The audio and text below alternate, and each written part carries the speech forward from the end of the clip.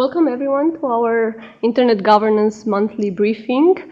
A very special welcome as well to our online participants who are joining us from different corners of the world. They are with us every month and they are waking up very early or staying up very late to follow us here in Geneva and to hear from colleagues based in regional hubs. So a very special welcome to them as well today. My name is Roxana Radu. I'm Program Manager at the Geneva Internet Platform and at Diplo Foundation, and I will be delivering the presentation today and be your host. It is my great pleasure to replace Jovan in this capacity. Jovan is traveling, as some of you might already know, and he's unfortunately unable to join us today. The weather is also not on our side in Geneva. Most of you had to go through some intense rain to get here, so we thank you for joining us. Online, I assume some of the participants have much better weather, especially in the islands. Together with my colleagues sitting here in the technical team and with my colleagues online, I will walk you through some of the internet governance developments this month, looking at the trends, then looking at some of the key events, both happening in the past and upcoming, and also invite you for a discussion, an open floor discussion on issues that might be of your concern related to the developments this month. It used to be the case a while back that there were months in which there was not much happening in internet governance, where we would say it's a quiet month. It is no longer the case. As you can now see from the list of events for October, a lot is happening. It is highly intense. We had a number of meetings that ranged from standards to discussing internet inclusion and cybersecurity located all around the world. We also had an academic meeting in Berlin. ITU hosted in Geneva a number of meetings of the Council working groups on the international internet public policy issues, on WISIS, the World Summit on Information Society, implementation of outcomes, also on child online protection. Today, two events are starting. One of them again hosted by the ITU in Tunisia, the World Telecommunications Standardization Assembly, and the second one organized in Barcelona. It's a World Congress on IoT solutions. As you see, there is really a lot happening, and we will try to now cover the most important developments. For more details on any of the past events or ongoing events, please check our dedicated website on Digital Watch. Let's move to the next slide, please. Every month, we measure or assess the pressure of different issues, looking at how they fare in comparison to the past month. And this month, we see there has been increased pressure on security. We will discuss in a moment why that is the case, on privacy and human rights, on infrastructure, net neutrality, while the rest of the issues remained constant in the sense that they received a similar attention to what was allocated last month. I would like, however, to draw your attention to three key developments from our point of view. We will start with the beginning of the month and the IANA transition. The process came to a completion after more than 2 years. On the 30th of September, the contract between ICANN and the US government has expired, and as of the 1st of October, the IANA functions are handed over to the stewardship of the IANA function is handed over to the global internet community. We have here with us also Marcus, who can give us an update on that later on in the discussion. Second important development regards jurisdiction and legal issues. We have talked in the past about the Microsoft case on cloud computing. This has again come to the fore with the reopening of the discussion. The case on cloud computing dated back to 2014, when the US authorities requested access to email communications by a criminal suspect in a drug case. Microsoft refused to hand over data, looking at the fact that the servers for the data that was requested were actually based in Ireland, in the Irish jurisdiction. And this has gone through several stages. The last iteration of that was in July 2016, when a court decided that Microsoft could not be ordered to provide authorities with the contents of a user's email stored on servers outside of the US. Also claiming that that the search warrant under the Stored Communications Act cannot apply internationally. So this case is now reopened, and we will see what happens next. It is a very important discussion for cloud computing.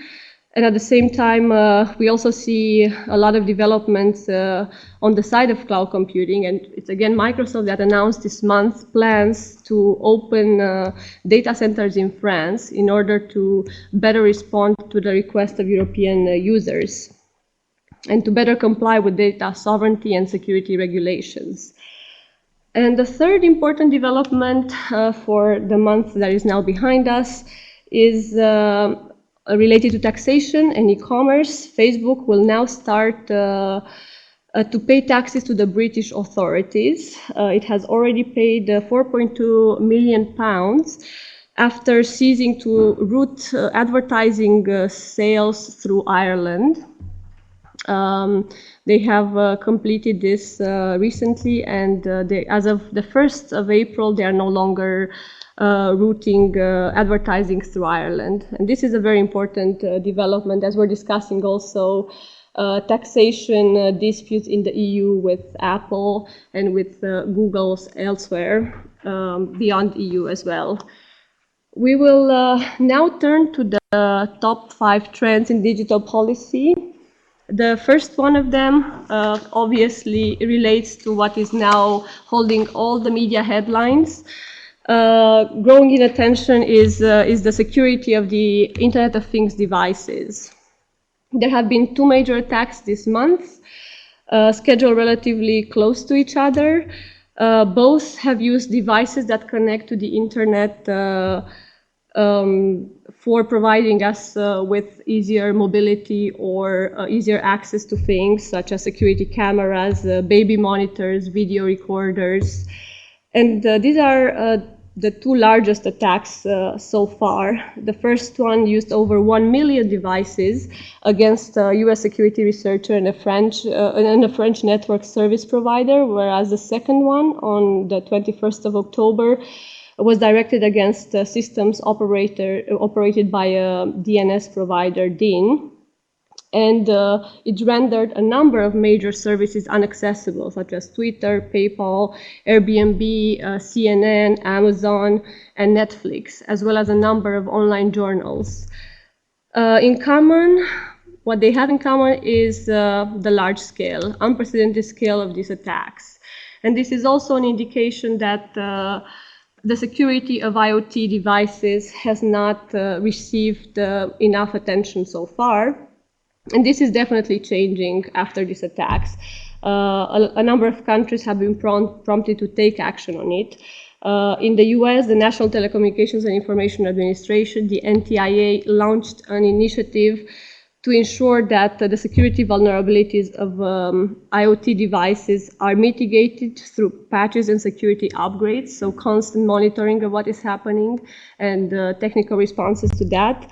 Whereas in the EU, the European Commission is about to propose specific IoT security legislation, encouraging also companies to come up with labeling systems for devices that are both authorized and secure. And creating and maintaining up-to-date devices is definitely a challenge, but it is also a challenge on the regulatory side. Keeping a regulatory environment that responds to such challenges is definitely something that will change the life of policymakers from now on. The security of IoT devices will be key in the near future, as we're talking now about more devices than people in the world. And of course, this is also linked to cybersecurity. We can now move to the second development of the month in terms of trends, which is the conclusion of bilateral security agreements. What we see is that more and more states are starting to discuss cybersecurity bilaterally and concluding different sorts of arrangements that may range from something relatively informal based on dialogues and frameworks of cooperation to something highly formalized. A lot of these countries have been interested in concluding bilateral agreement with the US. However, the latest and the highlight of the month is the Russia-India formal agreement on cybersecurity, which also puts India now in the leading seat, being the first country to have concluded an agreement with the US and with Russia. The one with Russia focuses on cyber terrorism, and it also includes defense and national security matters.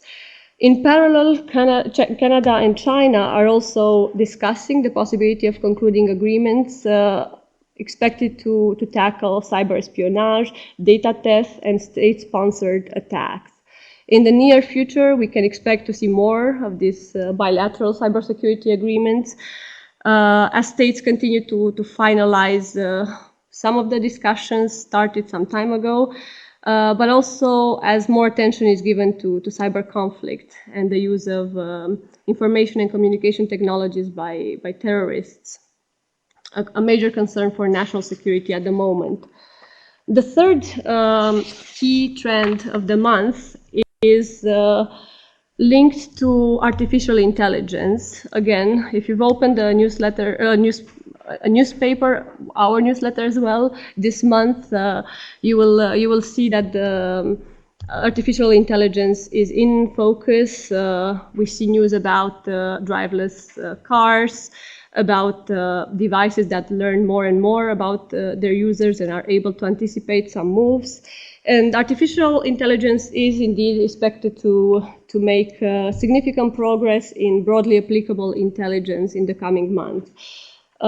For a number of tasks, computers might be outperforming humans. In certain domains, it is definitely a lot that can be learned alongside computers. In education, in health, in energy, significant progress can be made also with the help of computers. However, a number of challenges also arise from the use of artificial intelligence, and let's say from the everyday presence of artificial intelligence in our lives. Legal concerns, social concerns, and also ethical concerns are recently voiced, in particular in connection to implications that AI might have on jobs, on skills, and on the economy. So as skills need to be more and more specialized, this will create inequalities and might lead to losing jobs. And policymakers are now faced with the challenge of trying to mitigate this in the most adequate manner. And it is obviously not easy. The US administration outlined a strategy for promoting artificial intelligence in research and development. The UK Parliament also urges the government to take proactive measures in looking at artificial intelligence, but it seems to be too early to consider sector-wide regulations. As this issue is evolving, we're also following very closely at the Geneva Internet platform. So please feel free to consult some of our resources on artificial intelligence for more information on this. When it comes to the fourth trend of the month, we have listed access to the internet and applications being interrupted as something that is relatively new. It is new because it happens in countries that have not faced a problem with this so far. The two incidents that held the headlines this month referred to both elections and politically driven motivations. In the first case, in the WikiLeaks case, which concerns restricted access by the editor-in-chief, Julian Assange. It was linked to the US election, and the host of Julian Assange, the Ecuadorian embassy in London, has been allegedly pressured by US authorities to limit the internet in connection to disclosures regarding the presidential campaign that Assange might have been in possession of. And in the second case, around the Montenegrin elections, we saw that two services, two apps have been interrupted. Both Viber and WhatsApp were not functional during the day of the elections on the 16th of October. The services were rendered functional as soon as the elections were over. However, this raised many concerns as it is rather unprecedented to cut services of this type during the election day. What is relatively common in Europe is the election silence practice, that is not doing political campaigning on the day of the election or even a day before the election.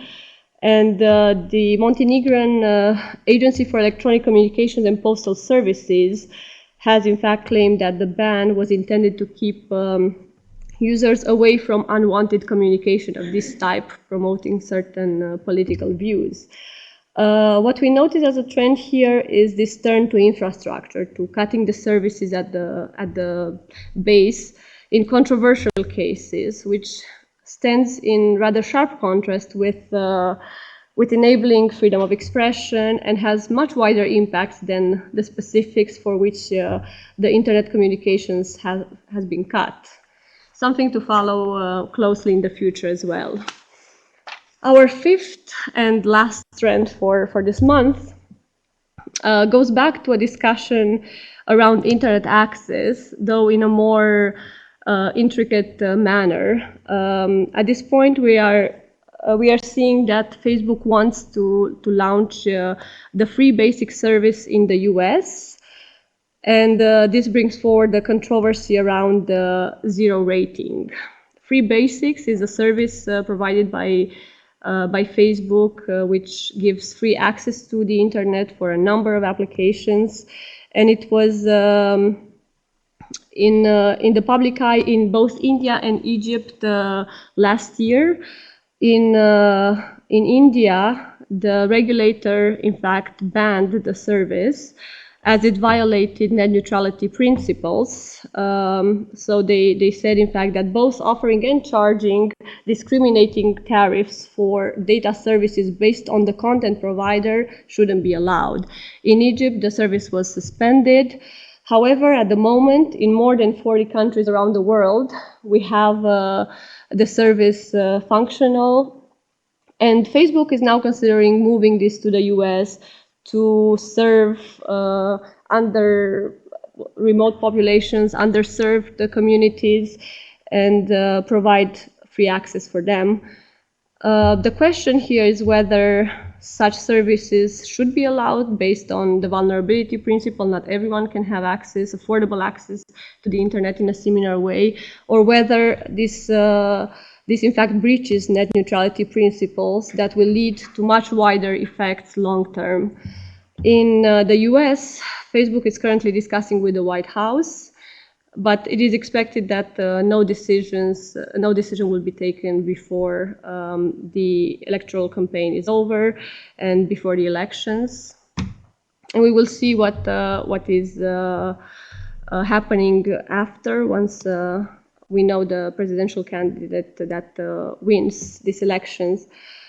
US is also strong on net neutrality, but there is no mentioning in the regulations of zero rating. Zero rating is the practice of providing a number of services for free via the regular telecom operator. And the FCC is already looking at different practices of zero rating by major providers in the US against Verizon, Comcast, and T-Mobile. There are already cases that are investigated. And this will definitely be interesting to follow, to see how the discussion plays out around the elections and after the elections in particular. If we move now to the main events in November, we have a number of technical meetings. ICANN will be meeting in Hyderabad in India for its 59th get-together assembly. Then we will have the IETF, the Internet Engineering Task Force, meeting in Seoul, in Korea. ITU will host the ITU Telecom World in Bangkok. There will be a Global Internet and Jurisdiction Conference in Paris from the 14th to the 16th of November. There's also the annual European Cybersecurity Conference in Brussels. And again, in Brussels, the European Commission is hosting the annual colloquium on fundamental rights. In Geneva, the ITU, together with some partners, will organize the high-level forum on inspiring smart cities and urban services, and you can find the full list of events coming up on our website, so feel free to check at any point what is happening. From the Geneva Internet Platform and Deep Law, we also have a number of things coming up. One of them is the Digital Watch newsletter that will be ready at the end of the month on the 31st. We will make sure to send a copy to all of you, but if you're not yet receiving one, please subscribe to the service and it will be sent to you automatically. Some of my colleagues will be in Prague for the Mapping General Assembly. We will start a course here, a face-to-face course running for 4 weeks, providing an introduction to computer science for non-technical people. The course is entitled How Computers Really Work, Outsmart Your Smartphone, and it will look at the basics of computer science.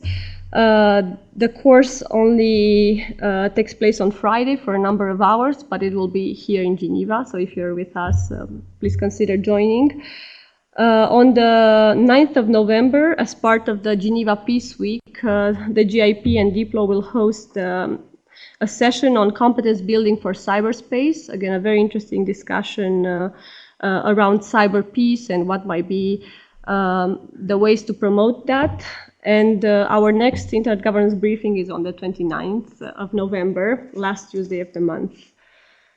I think we can now go to some of the questions that we might have on what has happened so far.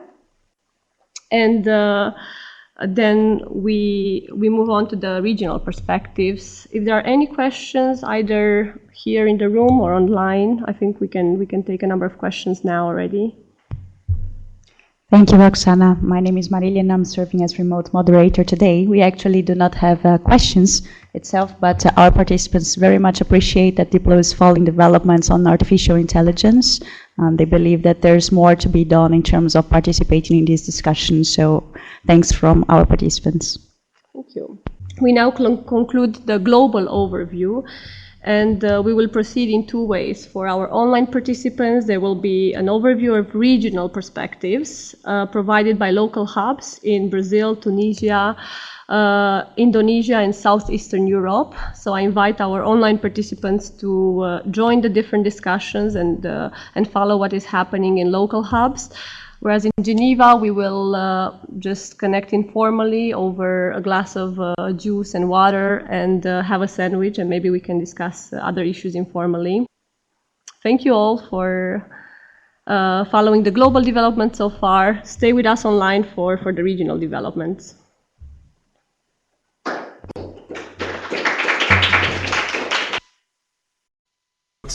Intense month here in Brazil. October started with the decision of a judge of the Santa Catarina state in the south of Brazil to block access to Facebook because Facebook was failing to comply with the previous decision to take down a satirical page mocking an electoral candidate. According to Brazilian law, the electoral candidates cannot be offended or lampooned during the electoral period.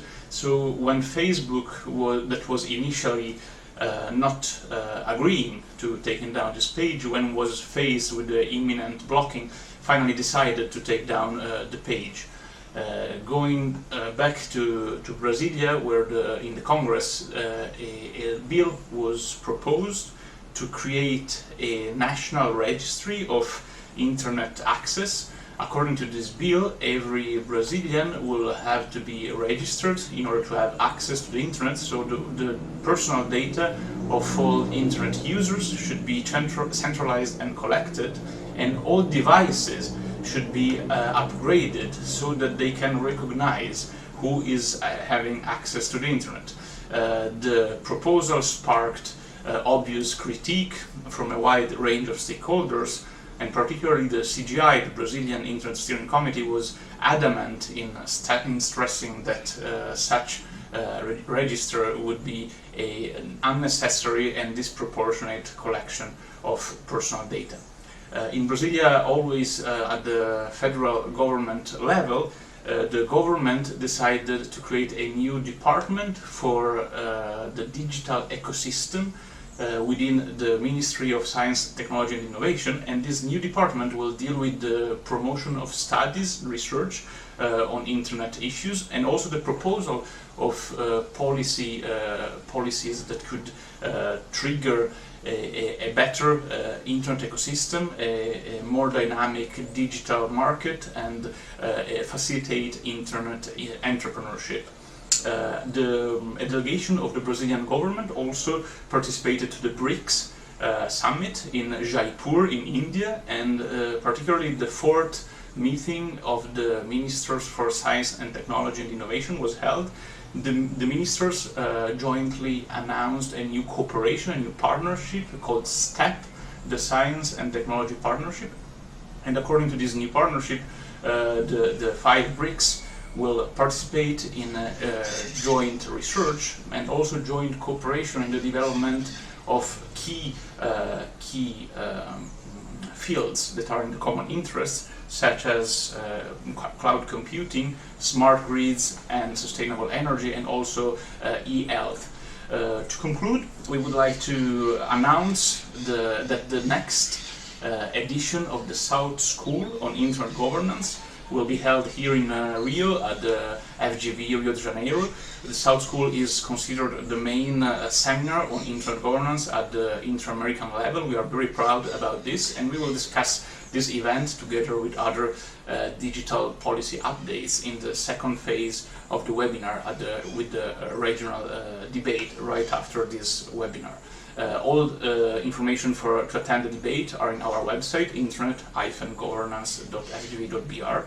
And with this, it's all for today. Back to you, Jovan, and see you next month.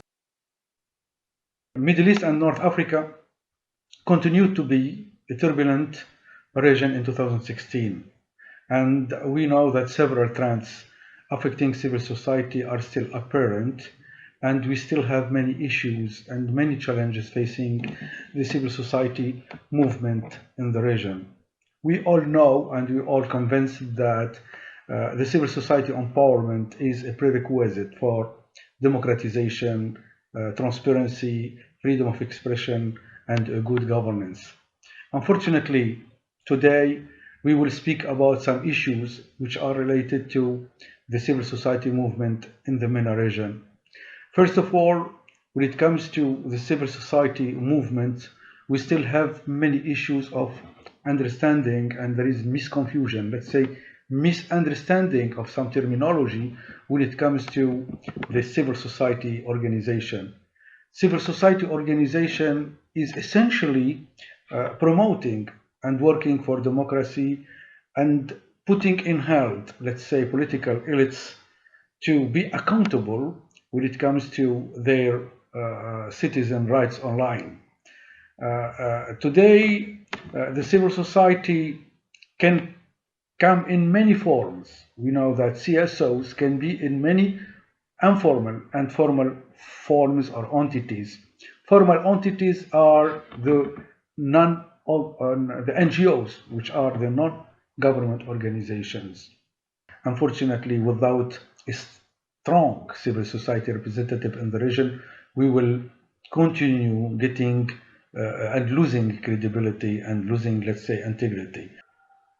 Most countries in the world adopted 17 goals to protect the planet, to protect the environment, to eradicate poverty, to enhance the quality of education, to promote what we can say engagement, what we can say partnership, what we can say collaboration between different nations in order to push prosperity and the welfare of the population on the earth. These SDGs are a kind of social contract between most leaders of the world and their population. So they have been engaged to work on SDGs, and they have been, let's say, engaged to realize the goals by 2030. It's part of the UN agenda of 2030. I would like here to raise one of